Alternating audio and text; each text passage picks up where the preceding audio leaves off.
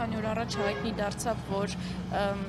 Բաքվում 20 տարվա ազատազրկման դատապարտվեց Ռուբեն Վարդանյանը, այստեղ էր ժամանել ԱՄՆ փոխնախագահը, ցույց արվեց, պահանջներ ներկայացվեց, ինչ սպասելիքներ կար ի վերջո եւ այս 20 տարվա ազատազրկումից հետո որևէ ակնկալիք կա, որ կվերադառնա Ռուբեն Վարդանյանը Հայաստան։ Առհասարակ Բաքվում պահող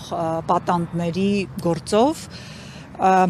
մենք երբեք չենք քննարկում ինչ սպասելիք կա, մենք պիտի անենք ու անում ենք այն ամենը ինչ կարող ենք օգտագործելով ամբողջ գործիքակազմը ինչ որ ունենք։ Ինձ համար երկրորդ կարծիք չկա, որ դա քաղաքական պատանդառություն է եւ որ այն հոդվածները, որոնցով այդ մարդկանց հանդեպ ներառյալ Ռուբեն Վարդանյանի մեղադրանքները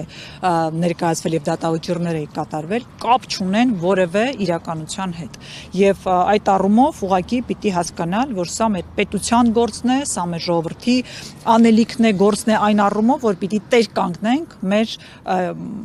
ինքնորոշման իրավունքին, հայ ժողովրդին իր հողում ապրելու իրավունքին։ Ամբողջ թեման դա է եւ այստեղ մտածել ու սպասելիք ունենալ չեն կարող։ Մենք հասկանում ենք, որ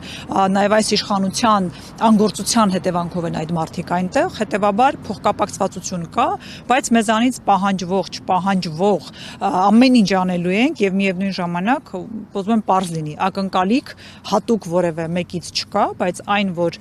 մենք չենք դադարելու այդ մասին խոսել, բարձրաձայնել բոլոր ատյաններ եւ հետամուտ լինել, դա էլ երկրորդ կարծիք չկա։